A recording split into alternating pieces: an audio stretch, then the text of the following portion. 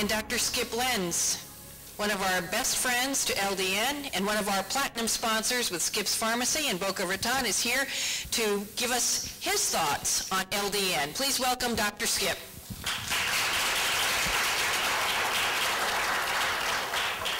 Thank you. For those who have been to any of my other lectures, you know I am technologically challenged.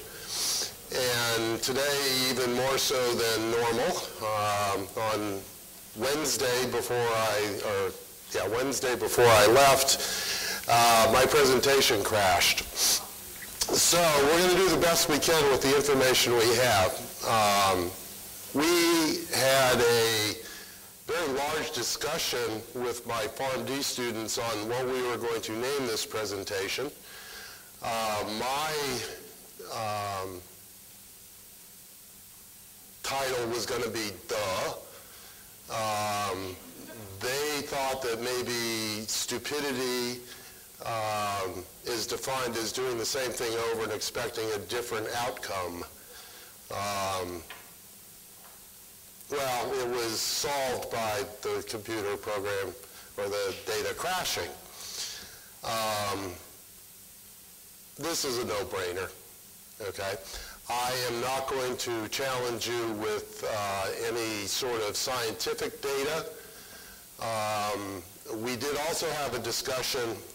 When my students come in, I tell them I'm a duck guy.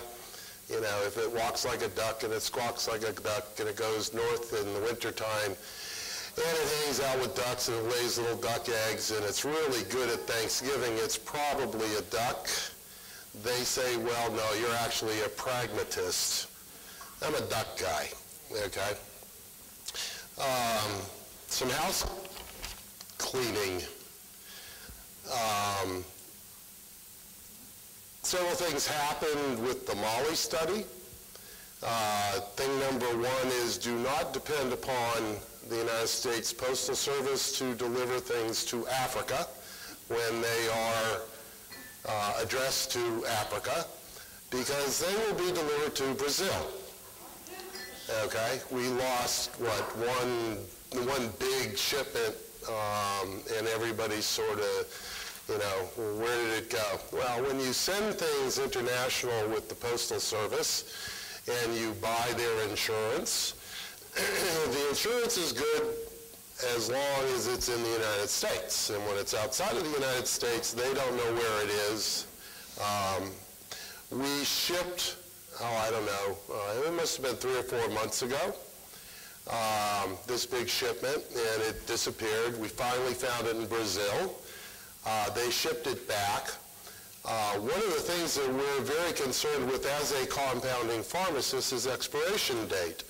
So we had some 3,000 capsules that we could treat with expiration dates.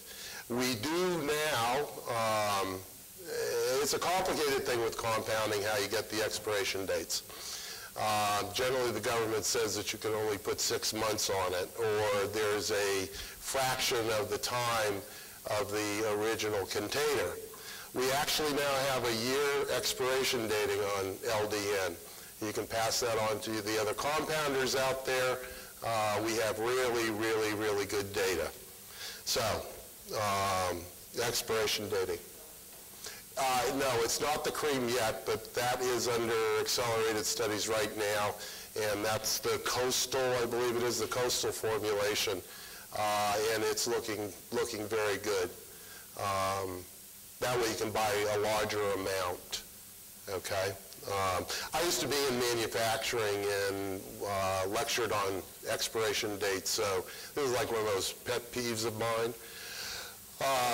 But if your compounder makes the drug the way we do, and they actually, most of the good ones are associated with PCCA, they have a lab and you can have them call me. It's the easiest way to do it. Crohn's disease. For those of you who have spoken to me on the telephone, I will always get back to you within 24 hours. I'm very free with my information. We did not do a study on Crohn's. although the study that we did do had a number of Crohn's patients with it. The question that we asked Crohn's patients was, how do you feel? How long after taking LDN did you feel this way? The people who answered, and it was over 200 patients, the people that answered, I don't have any symptoms whatsoever, the average time to that was 98 days. Now, back in my past, I ran a pharmacy that had about 600 Crohn's patients that we made TPN for. That's being fed through the veins. If those people had had LDN back in the days, I probably would have been in business. I probably would have been here because TPN was very good to us. So those are the numbers that we have. Understand we are not doing a double-blinded, clinical crossover study. What one of my students has said to me is, well, what we're doing is a post-marketing study. It's like the real world. This is what happens.